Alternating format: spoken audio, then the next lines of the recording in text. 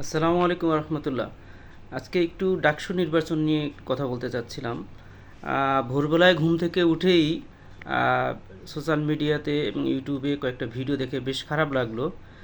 ডাকসু নির্বাচনের যারা প্রার্থী আছেন, একটা বিশেষ দলের প্রার্থীদের পক্ষে ভোট দেওয়ার জন্য স্থানীয় রাজনৈতিক নেতাকর্মী যারা আছেন তারা ওই প্রার্থীর গ্রামের বাড়িতে গিয়ে, এমনকি আত্মীয় স্বজনের বাড়িতে গিয়ে তাদেরকে বাধ্য করতেছে যাতে ফোন দেওয়ার জন্য, যাতে তারা ওই দলের যারা সাপোর্টার, ওই দলের যারা কর্মী আছে যারা ইলেকশন করতেছেন তাদেরকে ভোট যেন দেয়।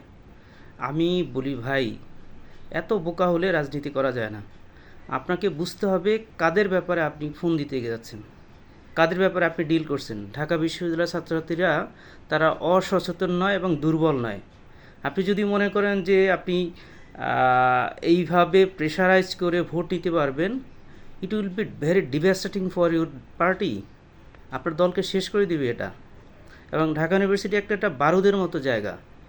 এখানে এই বারুদের স্তূপে আগুন লাগতে খুব বেশি আগুন দরকার হয় না।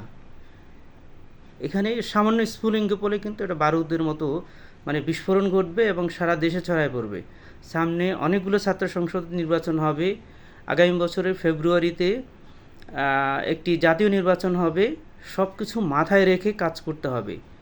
দলের ভালো চাইতে গিয়ে অতিরিক্ত ভালো চাওয়ার দরকার নাই, চামচামি করার দরকার নাই। আপনার দল এমনিতেই ভালো করবে।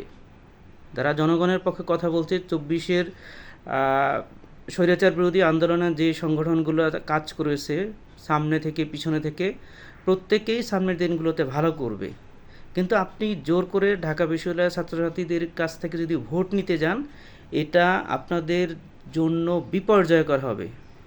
আমি জানি না এটা দলের কোন লেভেল থেকে ইনস্ট্রাকশন দেওয়া হয়েছে।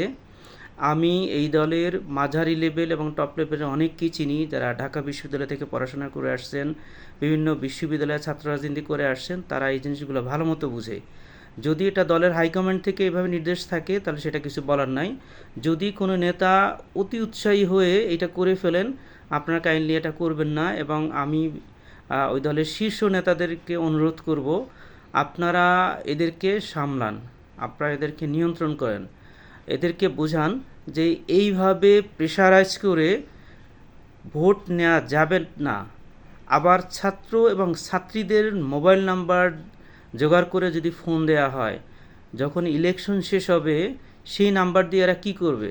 এরা যে আবার বিভিন্ন প্রয়োজনে ফোন দিবে না, মেয়েদেরকে ইপটিজিং করবে না, ছেলেদেরকে হুমকি ধামকি দেবে না, এর নিশ্চয়তা কোথায়?